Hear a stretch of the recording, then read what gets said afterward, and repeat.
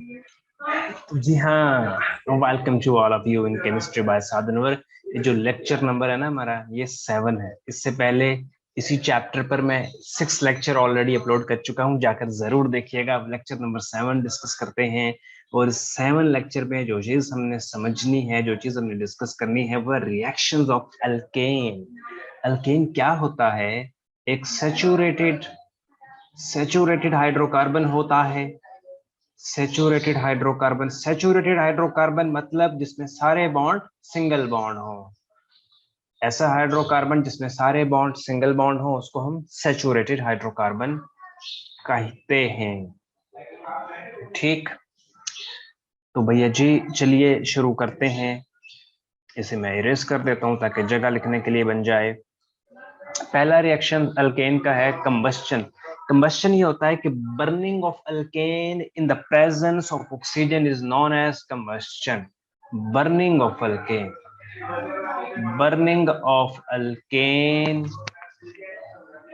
in the presence of oxygen। Oxygen की presence में alkane का बर्न होना कहलाता है कंबस्चन। अब यहाँ पर दो चीजें हैं, एक है कंप्लीट कंबस्चन। तो यहाँ से आपने एमसीक्यूज ये याद रखना है कि अगर कंप्लीट कंबस्चन हो, अगर क्या हो, कंप्लीट कंबस्चन, तो जो प्रोडक्ट बनता है वो कार्बन डाइऑक्साइड बनता है, वाटर बनता है और हीट बनता है। अगर कंप्लीट कंबस्चन हो तो आपका प्रोडक्ट क्या बनेगा? कार्बन डाइऑक्साइड बनेगा, वाटर बनेगा, हीट बनेगा।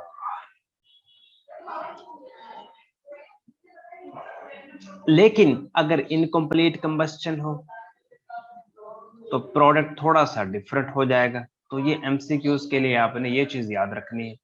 अगर इनकम्प्लीट कंबस्चन हो तो कार्बन मोनोऑक्साइड गैस बनेगी, वाटर बनेगा और कार्बन ब्लैक बनेगा। ठीक, इसे कहते हैं कार्बन ब्लैक। तो एमसीक्यूज के लिए आपने ये वाली चीज याद रखनी है कि अगर कंप्लीट कंबस्चन हो तो कार्बन डाइऑक्साइड बनेगी, वाटर बनेगा, हीट बनेगी। इनकम्प्लीट कंबस्चन हो, सही तरह कंबस्चन का प्रोसेस ना हो, तो कार्बन मोनोऑक्साइड बनेगा, वाटर बनेगा, कार्बन ब्लैक बनेगी। तो ये भी मैंने इरेज कर दिया। इंपॉर्टेंट बात थी, आपने अपनी नोटबुक पे नोट कर लेनी है। अब हम कुछ रिएक्शंस देखते हैं। हमने एक रिएक्शन है जो हमारे किचन में भी होता है। किचन में वो लोग जो किचन में मीथेन गैस यूज करते हैं और ऑक्सीजन के साथ उसका रिएक्शन होता है, बर्निंग का प्रोसेस होता है। ये रिएक्शन अगर किचन में ना हो तो खाना नहीं पक सकता। फ्लेम यूज किया जाता है और कार्बन डाइऑक्साइड बनती है, वाटर बनता है और वाटर के अलावा हीट की कुछ अमाउंट रिलीज होती है।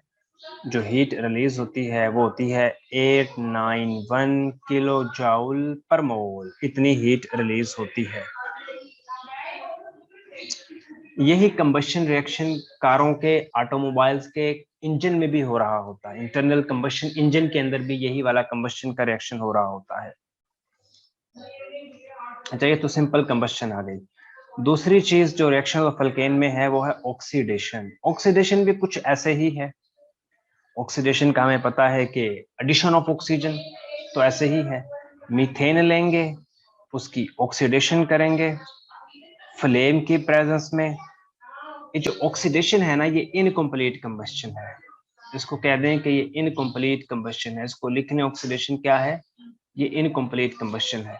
तो इसके नतीजे में कार्बन मोनोऑक्साइड बनेगी, वाटर बनेगा और कार्बन ब्लैक बनेगी। अब इस रिएक्शन को हमने बैलेंस करना है। बैलेंस करने के लिए हमें यहाँ पर 6 लगाना होगा, यहाँ पर 2 लगाना है, यहाँ पर 3 लगाना है, यहाँ पर 4 लगाना है। मैंने डायरेक्ट बैलेंस कर दिया। आपको मैं अज्यूम कर रहा हूँ कि बैलेंस करना आता ही होगा। ऑक्सीडेशन हो गई। ठीक, ऑक्सीडेशन में इसके बाद एक और चीज है जिसे कहते हैं कैटालिटिक ऑक्सीडेशन। Catalytic oxidation. अब कैटालिटिक ऑक्सीडेशन ये जरा तफसील से डिस्कस करने वाली चीज है। चलिए मैं इसको इरेज करता हूं और हम चलते हैं कैटालिटिक ऑक्सीडेशन की तरफ। कैटालिटिक ऑक्सीडेशन लिख लो भाई, जैसे मैं लिख रहा हूँ ना आप भी वैसे लिखो, हाथ पे हाथ बांधकर ना बैठो, ठीक, हाथ पे हाथ बांधकर ना बैठो। तो कैटालिटिक ऑक्सीडेशन है। कैटालिटिक ऑक्सीडेशन में जैसे नाम से पता चल रहा है कि कोई कैटलिस्ट यूज होगा। अब जो कैटलिस्ट यूज हो रहा है वो कॉपर है, ठीक, कॉपर कैटलिस्ट यूज हो रहा है कैटालिटिक ऑक्सीडेशन में। तो मीथेन गैस, उसकी में ऑक्सीजन ऐड करेंगे, oxidation means addition of oxygen. Catalyst copper है, 400 डिग्री टेम्परेचर यूज हो रहा है और 200 atm प्रेशर यूज हो रहा है।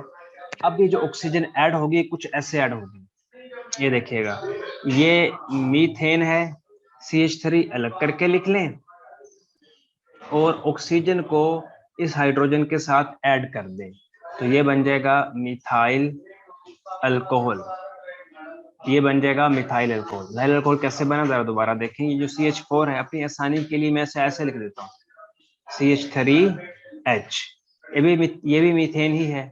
इसमें इसे खोल दें, इसमें ऑक्सीजन ऐड करेंगे, कॉपर होगा, 400 डिग्री टेम्परेचर है, 200 atm प्रेशर है। तो ये जो ऑक्सीजन है ना, इसको यहाँ पर ऐड कर दो, तो ये हो जाएगा CH3OH, ये मिथाइल अल्कोहल है। इससे घबराना नहीं कि H पहले लिख दो बाद में लिख दो, वो पूरा नहीं मानता, माइंड नहीं करता। तो ये क्या है, मिथाइल अल्कोहल। तो इस तरह हमारा एक स्टेप बनता है। अब अगले स्टेप में चलते हैं, मैं इसे इरेज फौरन कर देता हूँ, अपने नोटबुक में ना नोट कर लिया करें। अगले स्टेप में आ जाए। अब ये जो मिथाइल अल्कोहल इस स्टेप में बना है, इसको ही कॉपी पेस्ट कर दो अगले स्टेप में। ऑक्सीजन यानी ऑक्सीडेशन करेंगे कैटलिस्ट की मौजूदगी में, इन the presence of catalyst, 400 degree temperature है, 200 atm प्रेशर है। और अब देखना क्या होगा, अब देखना, जब मिथाइल अल्कोहल में ऑक्सीजन ऐड करेंगे तो फॉर्मल्डिहाइड बनेगा, कुछ ऐसी चीज बनने वाली है, HCHO, इसे कहते हैं फॉर्मल्डिहाइड, फॉर्मल्डिहाइड। इसको हम ऐसे भी लिख सकते हैं, C डबल बॉन्ड O, यहां पर H और यहां पर H, तो ये फॉर्मल्डिहाइड बन गया, ठीक।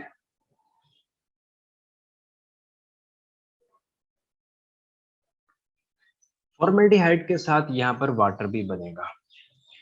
तो इस रिएक्शन को भी अगर हम सिंपल बनाना चाहें, तो अगर हम मिथाइल अल्कोहल को मैं ऐसे लिख दूं ताकि आपको और ज्यादा ये समझ आए, C यहाँ पर OH लगा देता हूँ, एक H यहाँ पर, एक H यहाँ पर, एक H यहाँ पर, इसकी ऑक्सीडेशन करें इन द प्रेजेंस ऑफ कॉपर 400, ये कॉपर है, क्या है ये, कॉपर है, Cu, 400 डिग्री टेम्परेचर है, 200 atm प्रेशर है। तो अब होगा क्या, अब जो होगा वो बड़ा ही दिलचस्प काम होगा। यहां से भैया जी आप 2H ले लें और ये वाली ऑक्सीजन ले लें, तो इससे बन जाएगा वाटर। बकिया जो चीज रह गई है वो ये वाली है, यानी C डबल बॉन्ड O, ठीक, और एक H यहाँ पर और एक H यहाँ पर, इसको ही हम फॉर्मल्डिहाइड बोलते हैं। इस तरह के जब आप रिएक्शन को अपनी नोटबुक पे लिखेंगे तो फिर आपको ना याद करने में बड़ी आसानी होगी। मैं इसको भी इरेज कर देता हूँ। अगले स्टेप में चलते हैं, अगले स्टेप में आ जाए। अब ये जो फॉर्मल्डिहाइड बना है इसे अगले स्टेप में लिख दें। ये वाला जो फॉर्मल्डिहाइड बना है HCHO, इसकी मजीद ऑक्सीडेशन करें, वही कॉपर की प्रेजेंस में, 400 डिग्री टेम्परेचर है, 200 atm प्रेशर है, और बहुत सिंपल ऑक्सीजन ऐड हो जाएगी। जब ऑक्सीजन ऐड हो जाएगी तो HCOOH बन जाएगा। एक ऑक्सीजन पहले थी, एक और आ गई, तो OH, डबल ऑक्सीजन हो जाएगी, HCOOH। इसको बोलते हैं फॉर्मिक एसिड, इसको क्या बोलते हैं, फॉर्मिक एसिड। इसे ऐसे भी लिख सकते हैं, HC डबल बॉन्ड OOH। ये भी वही बात है, इस ये भी फॉर्मिक एसिड ही है, एक ही चीज है। फिर फॉर्मिक एसिड को अगले स्टेप में ले जाएं और इसमें मजीद ऑक्सीजन को ऐड करें। कैटलिस्ट की प्रेजेंस में 400 डिग्री टेम्परेचर है, 200 एटीएम प्रेशर है। अब ऐसा करेंगे तो कार्बन डाइऑक्साइड प्रोड्यूस होगा और वाटर प्रोड्यूस होगा। अब मजीद ऑक्सीजन ऐड नहीं होगी क्योंकि हाइड्रोकार्बन खत्म हो गया, यहां तक हाइड्रोकार्बन रहा था। तो ये था कैटालिटिक ऑक्सीडेशन ऑफ अल्केन। और कैटालिटिक ऑक्सीडेशन बड़े काम की चीज है, इंडस्ट्रीज में यूज होती है। चलिए अगले प्रोसेस पे चलते हैं। अगला स्टेप है, अगला जो रिएक्शन है वो है नाइट्रेशन। नाइट्रेशन से कुछ नाम से पता चल रहा है कि इसमें कोई नाइट्रिक एसिड होगा HNO3, और हमने इसमें कोई नाइट्रो ग्रुप ऐड करना है NO2, इसे कहते हैं नाइट्रो ग्रुप। तो हमने यहाँ पर नाइट्रो ग्रुप ऐड करना है नाइट्रेशन में। देखिएगा कि कहाँ पर किस में ऐड करना है, एल्केन में ऐड करना है भैया। एक एल्केन जो कि मीथेन है वो ली। अब नाइट्रिक एसिड है HNO3। अपनी सहूलत के लिए मैं इसे अगर ऐसे लिख दूं HONO2 तो कोई फर्क नहीं पड़ेगा, ये भी HNO3 ही है, HNO3 ही है, लेकिन मैंने अपनी सहूलत के लिए इसे HONO2 करके लिख दिया, ये भी नाइट्रिक एसिड ही है। सिंपल 450 डिग्री टेम्परेचर यूज करना है।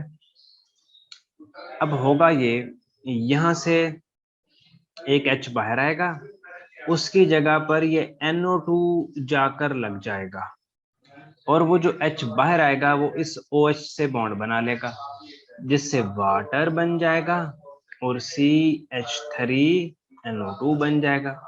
नहीं आया समझ? दोबारा देखें। मीथेन को मैं ऐसे लिख दूं, CH3H करके लिख सकता हूं। नाइट्रिक एसिड को मैंने ऐसे लिख दिया है, ऐसे करके, ठीक, ताकि जरा रिएक्शन में याद करने में आसानी हो। कैटलिस्ट है 450 डिग्री टेम्परेचर। अब देखिएगा कि ये वाला H और ये OH, इससे बन जाएगा वाटर, और ये CH3 as it is as आएगा, और ये NO2 यहाँ पर जाकर अटैच हो जाएगा, लग जाएगा। तो इसको कहते हैं नाइट्रोमीथेन, नाइट्रोमीथेन। तो ये रिएक्शन भी हो गया। आगे चलते हैं। अगले रिएक्शन में देखेंगे है हैलोजिनेशन। हैलोजिनेशन कहते हैं addition of halogen. Addition of halogen, ये सिंपल, हमने हैलोजन ऐड करनी है। अब इसका कुछ इसमें ना स्टेप्स हैं, 3 स्टेप्स हैं। एक को कहते हैं इनिशिएशन, वन बाय वन सबको डिस्कस करेंगे। दूसरे को कहते हैं, इनिशिएशन के बाद जो दूसरा स्टेप है उसे कहते हैं प्रोपागेशन, प्रोपागेशन। और जो तीसरा स्टेप है उसे कहते हैं टर्मिनेशन, टर्मिनेशन। तो इनिशिएशन से शुरू करते हैं। हैलोजिनेशन पता है कि addition of halogen, addition of halogen, ठीक। तो भैया स्टेप वन ये है, ये है स्टेप वन। स्टेप वन ये है कि एक हमने हैलोजन लिया, क्लोरीन ली। ये जो सिंबल है ना, ये यूं समझें कि सनलाइट का सिंबल है, सनलाइट का सिंबल है। अब ये वाला बॉन्ड टूटा, ये वाला, इस बॉन्ड का मतलब है 2 इलेक्ट्रॉन, बड़े गौर से समझना है, इस बॉन्ड का मतलब है 2 इलेक्ट्रॉन। ये वाला बॉन्ड टूटा, ये वाला इलेक्ट्रॉन इस क्लोरीन ने ले लिया और ये वाला इलेक्ट्रॉन इस क्लोरीन ने ले लिया, जिससे क्लोरीन के ऊपर एक अनपेयर्ड इलेक्ट्रॉन आ गया और इस क्लोरीन के ऊपर भी एक अनपेयर्ड इलेक्ट्रॉन आ गया। इसको जरा प्यारा करके लिख देता हूं, और इस क्लोरीन के ऊपर भी एक अनपेयर्ड इलेक्ट्रॉन आ गया, और इसी को हम कहते हैं chloride free radical, chloride free radical. ये क्लोराइड फ्री रेडिकल बन गया। और जिस स्टेप में क्लोराइड फ्री रेडिकल बने उस स्टेप को कहते हैं इनिशिएशन, इनिशिएशन। जिस स्टेप में क्लोराइड फ्री रेडिकल बने, यहाँ जरा इनिशिएशन के स्पेलिंग गलत हो गए हैं, सही कर लें, INITIATION, इनिशिएशन। जिस स्टेप में फ्री रेडिकल बने उस स्टेप को क्या कहते हैं, इनिशिएशन स्टेप। और ये स्टेप 1 कंप्लीट हो गया। अब आ जाएं स्टेप 2 में। स्टेप 2 में ये है कि एक आपने मीथेन लेनी है। मैं मीथेन को ऐसे करके लिख रहा हूँ, ये मीथेन है, घबराना नहीं है, ये CH4 ही है।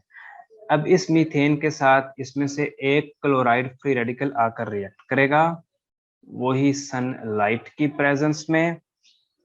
अच्छा, जब ये क्लोराइड फ्री रेडिकल आएगा तो अब क्या होगा, ये इस बॉन्ड का मतलब भी, हर बॉन्ड का मतलब होता है, हर सिंगल बॉन्ड का मतलब होता है 2 इलेक्ट्रॉन, इस बॉन्ड का मतलब भी 2 इलेक्ट्रॉन है। तो ये बॉन्ड यहाँ से ब्रेक हो जाएगा और जो ये वाला इलेक्ट्रॉन है ये इस कार्बन पर चला जाएगा, और जो ये वाला इलेक्ट्रॉन है ये हाइड्रोजन लेकर क्लोरीन के साथ एक बॉन्ड बना लेगा, जिसे हम HCl कहेंगे। यानी हाइड्रोजन अपना इलेक्ट्रॉन ले आया ये वाला, और ये क्लोराइड फ्री रेडिकल अपना इलेक्ट्रॉन ले आया, और इन दोनों ने HCl बना दिया। पीछे से रह गया ये सिर्फ CH3, ये रह गया। इस CH3 को हम कहते हैं methyl free radical, methyl free radical, methyl free radical. अच्छा, अब मिथाइल फ्री रेडिकल बन गया और एक स्टेबल मॉलिक्यूल बन गया। HCl is a stable molecule, जबकि मिथाइल फ्री रेडिकल, कोई भी जो फ्री रेडिकल होता है वो स्टेबल नहीं होता। नेक्स्ट स्टेप पे, नेक्स्ट, ये भी स्टेप 2 ही चल रहा है, ठीक। मिथाइल फ्री रेडिकल दोबारा आ गया, मिथाइल फ्री रेडिकल आ गया और एक स्टेबल क्लोरीन का मॉलिक्यूल आ गया, सनलाइट भी आ गई, मिथाइल फ्री रेडिकल आ गया और एक स्टेबल क्लोरीन का रेडिकल आ गया। भैया जी, ये इसका मतलब क्या है, इस बॉन्ड का मतलब है 2 इलेक्ट्रॉन, ये बॉन्ड यहाँ से टूटेगा, ये इलेक्ट्रॉन इस क्लोरीन एटम के पास चला जाएगा, ये इलेक्ट्रॉन इस क्लोरीन एटम के पास चला जाएगा, जो मिथाइल के ऊपर अनपेयर्ड इलेक्ट्रॉन है ये इधर आ जाएगा। तो ये वाला क्लोरीन और ये वाला मिथाइल ये आपस में मिलकर एक बॉन्ड बना लेंगे, जबकि जो ये वाला क्लोरीन बेचारा है ये अलग हो जाएगा in this form of chloride free radical. अगर आपको ये ना समझ आ रहा हो तो इस वीडियो को जरा दोबारा सुन के देखें। Chloride free radical. Next step में, नेक्स्ट स्टेप जो कि थर्ड स्टेप है और लास्ट स्टेप है। अच्छा, ये जो स्टेप 1 था इसको इनिशिएशन कहते हैं। अब जो स्टेप 2 है ना, स्टेप 2, ये वाला, ये स्टेप 2, इसे कहते हैं प्रोपागेशन।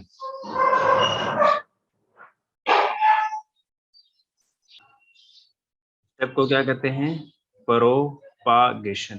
प्रोपागेशन में क्या होता है, प्रोपागेशन में एक स्टेबल मॉलिक्यूल बनता है, सुन लें बहुत गौर से सुन लें, एक स्टेबल मॉलिक्यूल बनता है और एक फ्री रेडिकल बनता है। आपने यहाँ पर देखा क्लोराइड फ्री रेडिकल बना और साथ में एक स्टेबल मॉलिक्यूल बना। इस स्टेप में देखें, एक मिथाइल फ्री रेडिकल बना और एक स्टेबल मॉलिक्यूल बना। तो प्रोपागेशन में क्या होता है, एक स्टेबल मॉलिक्यूल बनता है और एक फ्री रेडिकल बनता है। अब अगले वाले स्टेप में चलते हैं। नेक्स्ट स्टेप जो कि स्टेप 3 हमारा कहलाएगा, स्टेप 2 हो गया, नेक्स्ट स्टेप जो कि हमारा 3 स्टेप कहलाएगा। इस 3 स्टेप में, थर्ड स्टेप में क्या होगा, थर्ड स्टेप में ये होगा कि एक मिथाइल फ्री रेडिकल और एक क्लोराइड फ्री रेडिकल ये आपस में रिएक्ट करेंगे सनलाइट की प्रेजेंस में और एक स्टेबल मॉलिक्यूल बन जाएगा जिसे हम मिथाइल क्लोराइड कहेंगे, मिथाइल क्लोराइड। अब एक स्टेबल मॉलिक्यूल तो बना है लेकिन इसके साथ कोई फ्री रेडिकल नहीं बना। अगर अब फ्री रेडिकल नहीं बने, ऐसा स्टेप जिसमें स्टेबल मॉलिक्यूल तो बने लेकिन फ्री रेडिकल ना बने, ब्रेक लग गई, इस स्टेप को बोलते हैं टर्मिनेशन। अब आगे ये मजीद रिएक्शन नहीं चलेगा क्योंकि फ्री रेडिकल नहीं बना। दोबारा से सुने, बातें कुछ ये हैं कि एक स्टेप होता है इनिशिएशन, एक स्टेप होता है प्रोपागेशन, एक स्टेप होता है टर्मिनेशन। इनिशिएशन में क्या होता है, फॉर्मेशन ऑफ फ्री रेडिकल होता है। इनिशिएशन में क्या होता है, formation of free radical, formation of free radicals होता है। प्रोपागेशन में क्या होता है, एक फ्री रेडिकल बनता है उसके साथ में एक स्टेबल मॉलिक्यूल बनता है। टर्मिनेशन वाले स्टेप में क्या होता है, सिर्फ स्टेबल मॉलिक्यूल बनता है, नो फ्री रेडिकल, और टर्मिनेट हो जाता है काम सारा। तो बस हो गया। इस रिएक्शन को यहाँ पर हम एंड करते हैं।